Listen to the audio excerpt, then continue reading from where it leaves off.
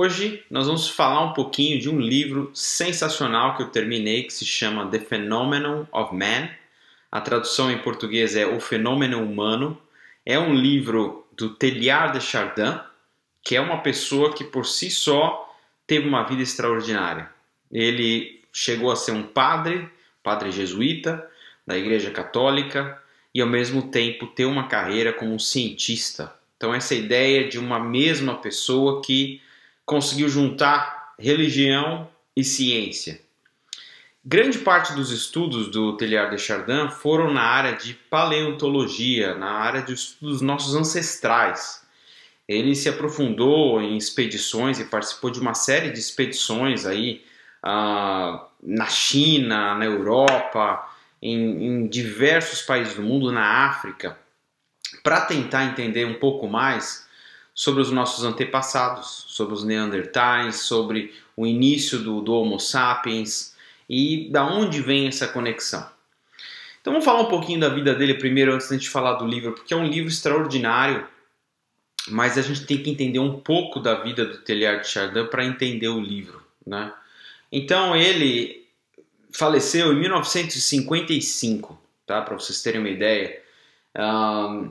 Ele foi uma pessoa que, pelo fato de ter abraçado essa ideia de estudar religião, de ser um teólogo, um estudioso de religiões e ao mesmo tempo um cientista, ele foi muito contestado dentro da Igreja Católica, tá?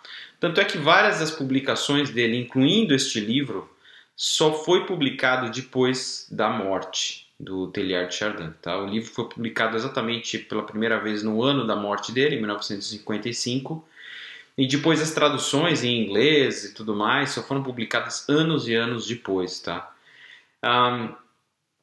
Qual é a ideia central do livro? Tá? Primeiro que eu quero dizer para vocês, é um livro bem difícil de se ler, tá? Eu tive que gastar um tempo extra para ler esse livro, porque além de ser um livro técnico que fala de ciência e ele fala muito da experiência dele como paleontologista, então tem um lado bem de biologia.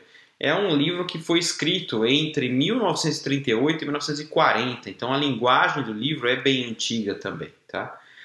Mas vale a pena a gente se dedicar nesse livro, porque ele foi a base de inspiração para muita coisa que está acontecendo hoje em dia no mundo aí. A ideia central do livro é que a vida na Terra, no planeta Terra, ela vem se tornando cada vez mais complexa, tá? Então desde que o planeta Terra surgiu há 4 bilhões de anos atrás, aquilo que a gente estuda na escola sobre a formação do planeta, sobre como que os continentes se formaram, depois o planeta foi se resfriando, a vida começou a surgir. Este caminhar é um caminhar em direção a mais complexidade, tá? Então essa é a primeira sacada do Teilhard de Chardin, é que não só a vida no planeta ela existe, mas ao longo do tempo ela foi se tornando mais complexa. Então no início nós tínhamos moléculas, depois começaram a surgir organismos, depois começaram a surgir o reino vegetal, né? Depois começou a surgir o reino animal, começaram a surgir os animais, e depois dentro do reino animal surge a espécie humana, que tem um nível de complexidade ainda maior, porque começa a ter o quê? Começa a ter o sistema nervoso central e a capacidade de refletir, a capacidade de pensar, que é algo muito único da nossa espécie. Então, ao olhar esse caminhar do tempo, a primeira sacada que o Teilhard de Chardin traz, que parece ser muito óbvia, né, é de que existe um caminho de mais complexidade. Então, a vida na Terra está se tornando mais complexa, os organismos estão se tornando mais complexos, só que ao mesmo tempo, mais complexidade significa evolução. E evolução do quê? Ele defende a ideia de que evolução da consciência, tá? O que é isso? Evolução da consciência no sentido de que a partir do momento em que a espécie humana é a primeira espécie no planeta que começa a ter a capacidade de refletir, de pensar, a gente não só ganha essa possibilidade, como a gente começa a evoluir mais rapidamente, tá? Então, essa ideia, que de novo parece ser uma ideia muito normal, muito básica, ela é uma ideia central para a gente olhar e falar assim, será que o mundo está evoluindo? Será que o mundo hoje ele é melhor do que ele era no passado? né? E às vezes parece que não, porque a gente olha para o mundo e a gente fala, o mundo está tão maluco, tem tantos problemas, tem tantas dificuldades, eu acho que na verdade o mundo está piorando. Mas, se a gente olhar, na verdade, o mundo atual versus o mundo de 100 mil anos atrás, 10 mil anos atrás, 2 mil anos atrás, a gente vê que tem uma clara evolução. Tá? Então, ele defende, o Teilhard de Chardin defende a ideia de que a vida no planeta Terra, ela caminha em direção a algo. Esse algo é mais complexidade, em termos dos organismos, e evolução da consciência. Tá? E a gente está aqui, e aí a provocação que o livro traz. Nós estamos aqui para evoluir na consciência, para se tornar pessoas melhores, para abrir a nossa cabeça e expandir a nossa consciência, no sentido de realmente abraçar virtudes, né? Como eu falo num vídeo anterior aqui, no sentido de deixar de entender que nós não somos separados do planeta, nós somos parte do planeta. Então, se eu evoluo, comigo junto, o planeta evolui. Né? Eu vou me preocupar em cuidar mais do ambiente, do meio ambiente, da natureza. Então, todas essas ideias estão presentes nesse livro, que, de novo, foi escrito lá nos anos 40. Tá? Olha como o Teilhard de Chardin era uma pessoa muito à frente do seu tempo. Eu vou pegar minhas anotações aqui sobre o livro, porque tem tanta coisa para falar sobre o livro. Esse livro, outra ideia que para mim é extraordinária, ele traz toda uma provocação sobre a vida e tudo aquilo que a gente enxerga hoje em dia tem um lado externo e tem um lado interno, principalmente quando a gente fala da humanidade. Né? O que é esse lado interno? Não são, se eu olho para uma pessoa, é lógico que eu consigo ver o lado de fora da pessoa, mas o que seria o lado interno da pessoa? Nesse caso aqui, ele não está falando dos órgãos da pessoa, tá? Ele está falando do lado interno do ponto de vista de consciência. Como que eu consigo avaliar que pessoas diferentes podem ter níveis de consciência diferentes? Tá? Ele traz essa provocação, quer dizer, será que todo mundo, esses 8 bilhões de pessoas que estão no planeta aí hoje, tem um nível de consciência igual? A gente sabe que não, mas essa ideia, de novo, ela foi criada lá atrás, né? A gente sabe que existem, por exemplo, diferentes visões de mundo. Se você for acessar meus vídeos aqui, você vai ver que eu falo um pouco da teoria integral, que foi muito baseada também no Teilhard de Chardin, e a teoria integral traz diferentes visões de mundo. Por exemplo, dentre elas você tem a visão de mundo tradicional, pessoas que validam, que acham que o que realmente é importante são os costumes, a moral, as tradições. Você tem pessoas que têm uma visão de mundo diferente, o que a gente costuma chamar de visão de mundo moderna, onde o que vale mais é o empreendedorismo, é a capacidade de alguém ser bem-sucedido no mundo, sem se preocupar tanto com os efeitos colaterais desse sucesso.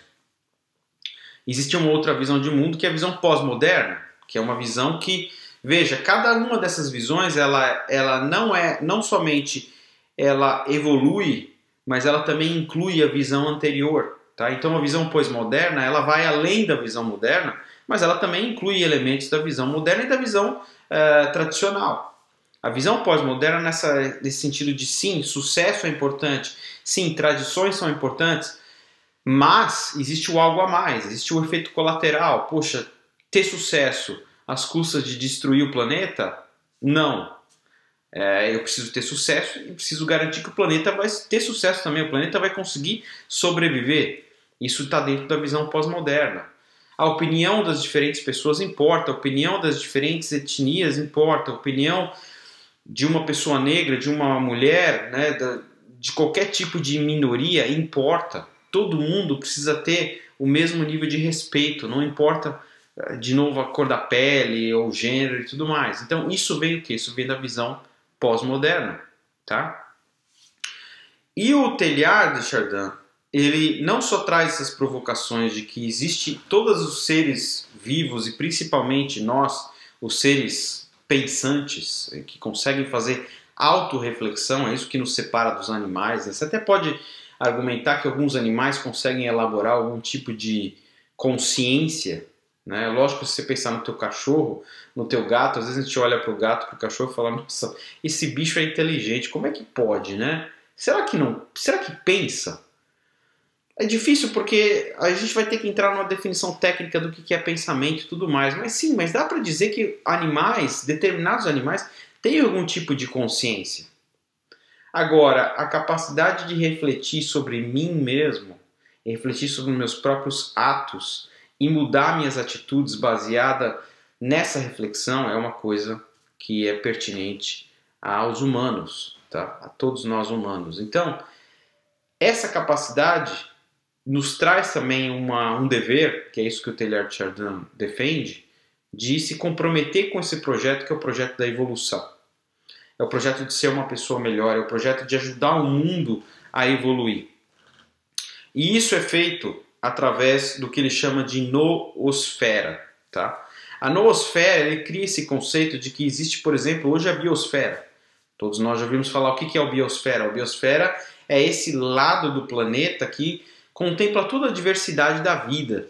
Tá? Todos os reinos que a gente falou aqui estão presentes na biosfera. Quando a gente fala da saúde do planeta, a gente está falando da biosfera. Mas ele traz essa reflexão. Não somente existe uma biosfera, como existe uma noosfera, que é invisível, mas é um domínio, é uma área que está presente no planeta Terra, que inclui os pensamentos e a consciência coletiva da humanidade. Isso é muito interessante, essa visão, porque, segundo a ideia do Teilhard de Chardin, se eu evoluo na minha consciência, essa evolução faz parte também da noosfera e vai ajudar com que as outras pessoas também evoluam. Tá? Quando a gente fala assim, poxa, eu tive uma ideia, eu vou criar um projeto, eu vou criar alguma coisa, tive uma ideia, e a gente vai dormir pensando que nós somos a única pessoa do mundo que teve aquela ideia, e no dia seguinte a gente dá um Google e a gente descobre e fala, nossa, já criaram aquela ideia, né? Já tem gente que teve outra ideia, ou histórias até do passado, que você fala, nossa, a pessoa foi inventar tal coisa, na verdade tem disputas porque 2, 3 pessoas em lugares diferentes do mundo que não se conheciam tiveram a mesma ideia mais ou menos na mesma época. Tá? Da onde vem isso? A ideia do Teilhard de Chardin é que isso vem da noosfera, quer dizer, a noosfera é essa camada invisível de consciência, de pensamento, de reflexão do planeta, aonde não somente a gente alimenta através da nossa consciência, através dos nossos pensamentos, através da nossa reflexão, mas a gente também é alimentado por isso. Tá? Essa é uma outra ideia fundamental do livro do fenômeno humano. Uma outra ideia é a ideia de, ok, se a gente evolui, se a consciência evolui, para onde nós vamos? Segundo Teilhard de Chardin, nós vamos para o que ele chama de ponto ômega, tá? Omega point, que seria o nível máximo de evolução da consciência. Né? Em outras teorias, a gente pode chamar isso, por exemplo, do próximo nível, que é conhecido como o nível de consciência integral. Tá? Eu falei aqui do nível de consciência tradicional, moderno, pós-moderno. O próximo seria o nível integral. E depois do nível integral existem outros níveis. Tá? Então, no Teilhard de Chardin, a ideia dele, o ponto ômega é este ponto máximo de evolução da consciência. Comentários adicionais que ele traz aqui que eu acho muito importante. Assim. Então, ok, se eu vivo, hoje nós somos seres humanos, nós estamos nesse planeta e nós estamos nesse automaticamente evoluindo, eu posso viver minha vida do jeito que eu quiser, porque eu vou evoluir. Não, ele defende a ideia de que evolução é algo no qual a gente precisa se engajar. Se engajar através de práticas, se engajar através de consciência, de escolhas, de decisões de vida, onde nós temos um papel de protagonista para falar, eu quero fazer parte desse projeto de evolução e ser uma pessoa melhor. Tá? Então existe sim o espaço para liberdade individual de escolha. Tá?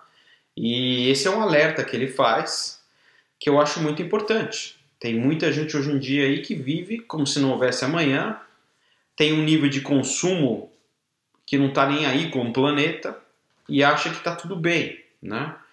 ou acha que pode viver segundo uma visão de mundo altamente egocêntrica, onde a única coisa que importa são os meus pensamentos, os meus desejos e atender às minhas vontades. São pessoas que não estão se engajando nesse projeto de evolução, porque se a gente for seguir por esse caminho, a gente não vai chegar no Omega Point, a gente não vai chegar no ponto Ômega, a gente vai chegar provavelmente na autodestruição, em que a gente vai destruir o nosso planeta. Tá? Então, essa reflexão de que nós temos a liberdade individual e nós temos que nos engajar nesse projeto é importante. E por fim, lembra de uma coisa, gente. Esse livro foi escrito antes ou durante a Segunda Guerra Mundial. Então ele estava escrevendo esse livro com essa ideia maravilhosa de evolução da consciência, de que nós podemos sim ser pessoas melhores e tal, e ao mesmo tempo vendo aqueles absurdos da guerra. Então ele faz um comentário no final do livro em que ele traz a reflexão sobre o mal e sobre o sofrimento. Mas veja que ele traz essas opiniões que fazem muito sentido, né? A opinião também de que sim, evolução, nós estamos aqui para evoluir, mas a evolução significa também sofrer. Significa sair da sua zona de conforto, tá? Significa se colocar num lugar do desconhecido, que é o que eu falo muito aqui no nosso canal também, tá? Então essa ideia de que evolução é bacana, é legal e é fácil, ela não condiz com a realidade. Evolução, ser uma pessoa melhor, se livrar de hábitos que fazem mal, é algo difícil. Mas é exatamente por isso que a gente tem que perseguir esse caminho, tá? Então eu deixo essa recomendação para você. O livro está aí, talvez seja um livro até um pouquinho mais difícil de encontrar, mas eu deixo essa reflexão para que você se engaje nesse projeto de evolução. Agora que a gente está falando do próximo ano que está vindo aí, o que nós podemos fazer para ser pessoas melhores, para evoluir, para deixar um legado para as nossas equipes? Se você tem uma empresa que você abriu, que você é um empreendedor, uma empreendedora, como você pode servir melhor seus funcionários, seus clientes? Que tipo de líder você está sendo? Você pede feedback para a tua equipe? O que a tua equipe te fala de você? Você criou um clima onde as pessoas podem dar um feedback honesto ou também é aquele feedback falso, tá? Então, como trabalhar tudo isso, cabe a nós. Nós temos essa capacidade de se colocar no mundo e de ser um agente de evolução. E esse é o meu convite para vocês. Se inscreva no canal, deixa seu comentário, deixa seu like no vídeo e que você tenha um ano maravilhoso pela frente, um ano com essa capacidade de evoluir, de autorreflexão e de melhorar que todos nós temos. Um grande abraço.